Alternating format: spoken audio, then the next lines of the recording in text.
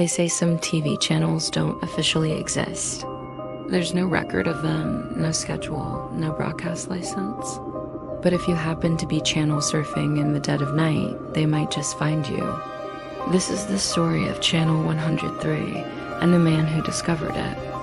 Farid was a radio technician, a night owl by trade and temperament. His job was simple: monitor the airwaves, make sure the signals were clean, and log any anomalies. Most nights were a quiet hum of machinery and the distant chatter of late-night talk shows. It was a peaceful, predictable existence. Until one Tuesday, just past 2 a.m., as Farid was making his rounds, one of his monitors flickered erratically. A new frequency appeared, one he'd never seen before. Channel 103. The screen was a blizzard of static, a chaotic dance of black and white pixels. He tapped the side of the monitor, assuming it was a glitch, but the static held firm. He leaned in closer, and through the electronic snow, a shape began to form. It was a face. A woman's face, unnaturally pale, with dark, hollow eyes and long, stringy hair that seemed to melt into the shadows around her. The image was grainy, distorted, but her stare was piercingly clear. And then a sound bled through the static, a faint, raspy whisper that sent a shiver down Farid's spine. It was his name. Farid. His heart hammered against his ribs. It had to be a prank. Some bored hacker playing games with the local broadcast signals. He quickly hit the record button, determined to catch whoever was behind this. He sat there, glued to the screen, but the woman didn't move. She just stared, her lips occasionally parting as if to whisper his name again, though no sound came through. After a few agonizing minutes, the screen flashed and returned to its normal, blank state.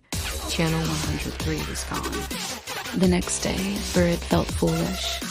The bright morning sun made the memory seem like a dream.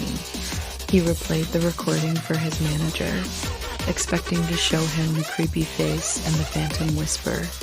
But the recording was empty. Just 60 seconds of pure, unadulterated static.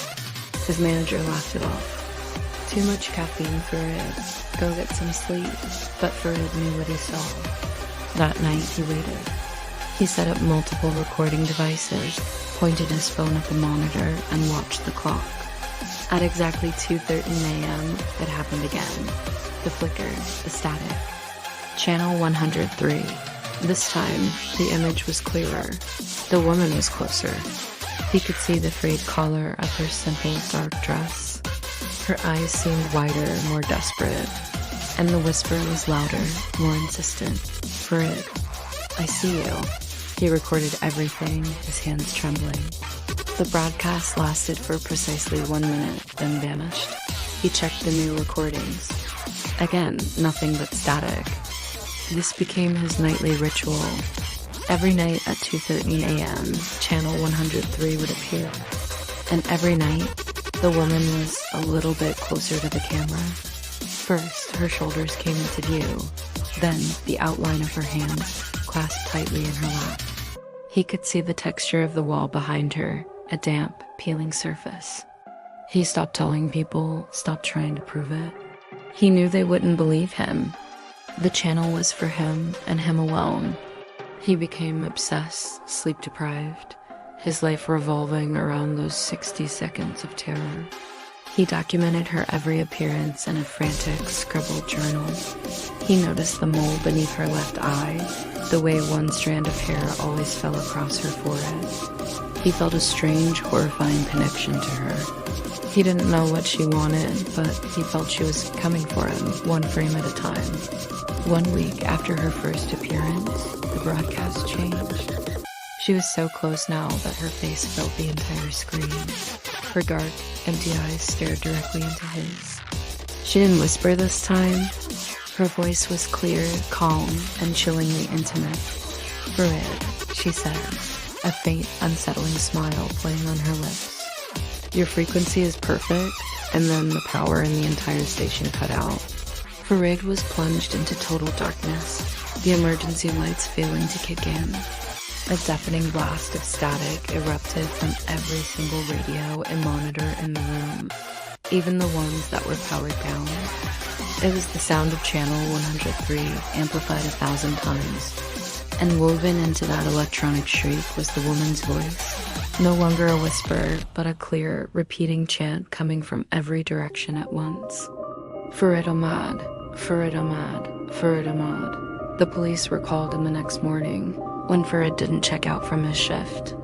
They found the station in disarray, papers scattered everywhere, but no sign of a break-in. They found Farid in his chair, staring blankly at the main monitor. The screen was just static, but its pale, flickering light illuminated his face. His eyes were wide open, his mouth was agape in a silent scream, and his skin had a strange, waxy glow. He was completely unresponsive, his expression frozen in pure terror. The official report listed it as a catatonic state brought on by a sudden, massive electrical surge. His journal was dismissed as the ramblings of a man suffering from psychosis. But the technicians who work the night shift know the truth. They say that sometimes, if you're up late, flipping through channels, you might land on a dead station. And if the clock has just ticked past 2:13 a.m., you might see a flicker. You might see a blizzard of static. And if you listen very, very closely, you might hear a faint, raspy whisper. A whisper calling a new name. Because channel 103 is still broadcasting. And it's always looking for the perfect frequency. Thanks for watching. If you enjoyed this story, don't forget to like, subscribe, and hit that notification bell so you don't miss our next dive into the unknown. Stay safe out there.